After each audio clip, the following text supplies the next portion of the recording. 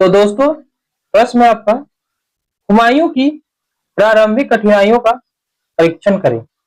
Examine the early difficulties of Humayun. उत्तर देखते हैं इसका। गद्दी पर बैठने के समय हुमायूं की समझ अनेक कठिनाइयां थी। गद्दी पर बैठने के समय हुमायूं की समझ अनेक कठिनाइयां थी। ठीक है। इनमें से तो कुछ हुमायूं की दुर्बलता के कारण हुई थी, परंतु अधिकांश उसे बाबर द्वारा विरासत में प्राप्त हुई थी। ठीक है।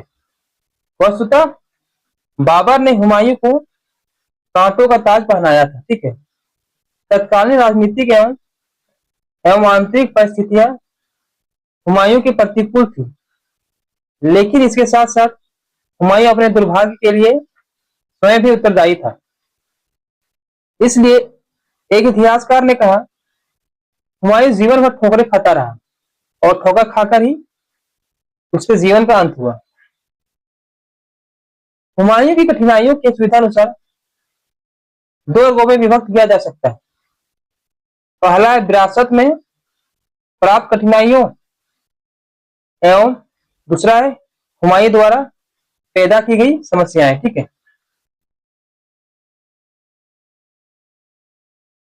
पहला देखते हैं का नंबर, विरासत में प्राप्त कठिनाइयां। ठीक है। बाबर ने भारत में साम्राज्य स्थापना के लिए अनेक युद्ध लड़े थे। फलस्वरूप उसने अपने उत्तराधिकारी हुमायूं के लिए अनेक प्रतिस्पर्धी एवं दुश्मन छोड़े थे। ठीक है। इतिहासकार रस ब्रूक के विलियम के अनुसार बाबर ने अपने पुत्र को ऐसे राजतंत्र सौंपा जो युद्धकालीन परिस्थितियों में ही रह सकता था, जो शांति काल में दुर्बल, आकारहीन एवं पतनोन्मुखी था। राज्य के अंदर एवं बाहर अनेक महत्वाकांक्षी व्यक्ति एवं शक्तियां नवजात मुगल राज्य को हड़पने की ताक में लगी हुई थी। ठीक है। मुगलों की प्रशासनिक, सैनिक और आर्थिक व्यवस्था अत्यंत दयनीय दशा में थी। अतः गद्दी पर बैठते ही उसके सामने समस्याएं उपस्थित हुई। इन समस्याओं में निम्नलिखित प्रमुख है।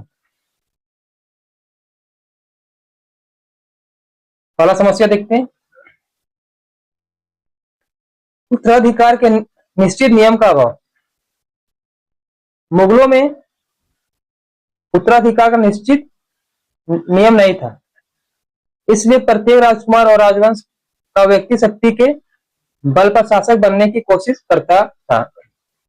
इसी चलते राजवंश में षड्यंत्र होते रहते थे, जिसका बुरा असर राज्य पर पड़ता था। हुमायूं के साथ भी यही बात हुई।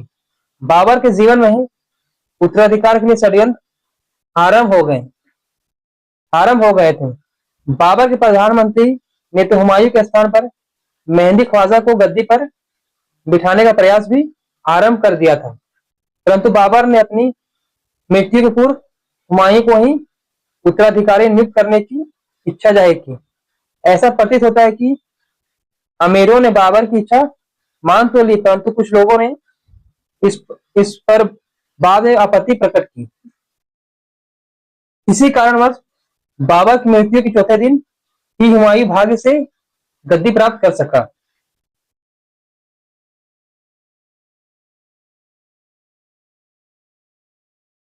दूसरा समस्या आपका धन की कमी। हुमायूं की एक बड़ी समस्या यह थी कि उसके पास प्रशासनिक एवं सैनिक आवश्यकताओं के लिए पर्याप्त धन नहीं था।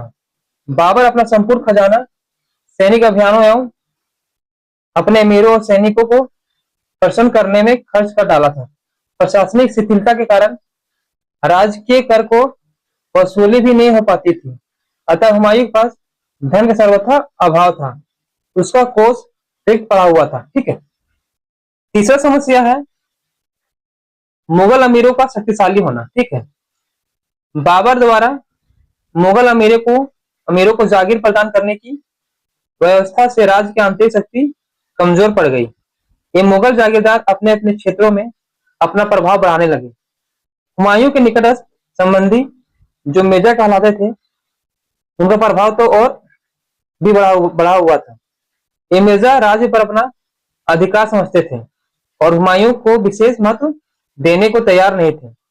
इन मिर्जाओं में सबसे प्रमुख मोहम्मद जमान मिर्जा, मोहम्मद सुल्तान एवं मेहंदी ख्वाजा प्रमुख थे। इनके अतिरिक्त राज्य के कुछ उच्च पदाधिकारी एवं हुमायूं के संबंधी भी उसके प्रति द्वेषपूर्ण भाव रखते थे। हुमायूं को उनसे खतरा बना हुआ था। चौथा समस्या है सेना की दुर्बलता। बाबर के समय में मुगल सेना जितनी सशक्त थी, वह स्थिति बाद में नहीं रही। बाबर ने लूट में प्राप्त धन को समुचित हिस्सा सैनिकों में विभक्त नहीं कर अपनी अमीरों में बांट दिया था। फलतः सेना में असंतोष की भावना थी। दूसरी समस्या यह थी कि बाबर की सेना में विभिन्न जातियों एवं राष्ट्रीयता, मुगल चगताई, उज़्बेक, ईरानी, अफगानी और भारतीय के सैनिक थे। अतः सैनिकों के बीच आपसी मतभेद एवं वैमनस्य बना रहता था। बाबर ने अपनी कुशल नीति के बीच आपसी मतभेद एवं वैमनस्य बना रहता था। बाबर ने अपनी कुशल नीति द्वारा इस सेना पर नियंत्रण बनाए रखा था, परंतु हुमायूं में उस क्षमता का अभाव था, अतः सेना पर उसका नियंत्रण ढीला पड़ गया।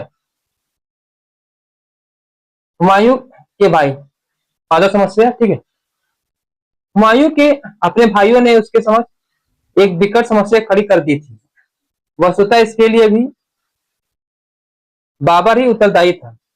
उसने अपनी मृत्यु के पूर्व हुमायूं को आदेश दिया था कि वह शासक बनने के पश्चात अपने भाइयों से उदारतापूर्व व्यवहार करें। इसलिए हुमायूं ने सदैव उनके साथ दयापूर्ण रवैया अख्तियार किया। इतना ही नहीं, उसने अपने तीनों भाइयों कामरान, अस्करी और हिंदाल को अपने राज्य का कुछ भाग दे दिया, परंतु हुमायूं के भाइयों ने उसके साथ सदैव शत्रुतापूर्ण व्यवहार किया, उसके लिए मुसीबतें खड़ी की और विपत्ति में भी हुमायूं की सहायता नहीं की। ठीक है। छठा समस्या है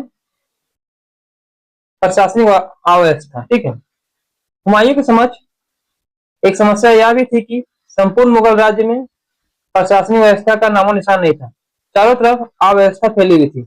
बाबर को प्रशासन की तरफ ध्यान देने का समय ही नहीं मिल सका, इसलिए उचित प्रशासनिक व्यवस्था नहीं की जा सकी। प्रशासन के अभाव में मुगलों का शासन अप्रभावकारी था। मुगलों को जनता का समर्थन या सहयोग प्राप्त नहीं हो सका था। देखते समस्या अफगानों का संगठित होना। यद्यपि बाबर ने अफगानों की शक्ति को कुचलने का प्रयास किया था, परंतु वह इसमें पूरी तरह सफल नहीं हो सका था। बंगाल और बिहार के अतिरिक्त अन्य भागों में अफगान अपनी शक्ति को संचय कर मुगलों से अंतिम संघर्ष की तैयारी कर रहे थे। इब्राहिम लोदी का भाई महमूद लोदी बंगाल के सुल्तान नुसरत शाह एवं अफगान सरदारों के सहयोग से पुनः आगरा एवं दिल्ली पर अधिकार करने का प्रयास कर रहा था। हुमायूं का प्रबलतम शत्रु शेर खां बिहार में अफगानों को संगठित कर रहा था। अफगानों को एक सूत्र में बांधकर और मुगलों को भारत से निकालने एवं पुनः अफगान राज्य की स्थापना का प्रयास कर रहा था। इसी प्रकार सुल्तान इब्राहिम लोदी का चाचा आलम खां अलाउद्दीन लोदी गुजरात में बहादुर शाह की सहायता से अपनी सेना का संगठन कर रहा था।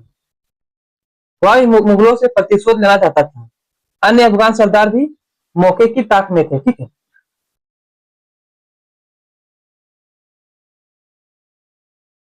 अब देखते हैं आठवां समस्या, गुजरात और बंगाल से खतरा। ठीक है। हुमायूं को सिर्फ अफगानों से ही नहीं बल्कि बंगाल के सुल्तान नुसरत शाह और गुजरात के शासक बहादुर शाह की तरफ से भी खतरा बना हुआ था। दोनों ही महत्वाकांक्षी शासक थे।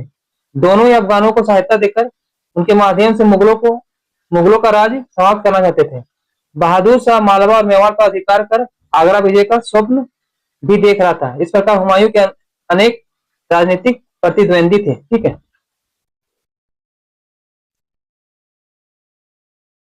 अब है आपका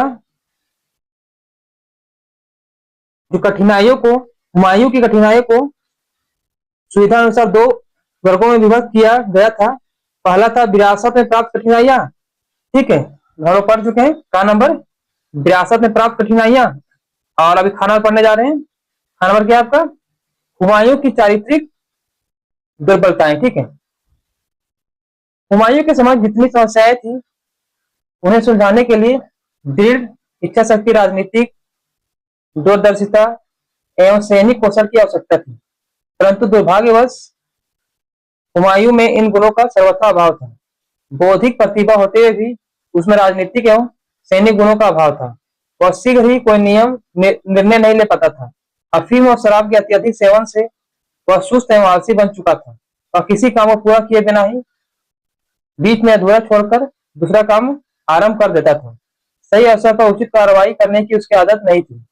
परिणाम स्वरूप अपने जीवन में उसने कई भयंकर भूलें की, जिनके फलस्वरूप उसने अपना राज्य खोकर करीब 15 वर्षों तक निर्वासित जीवन व्यतीत करना पड़ा।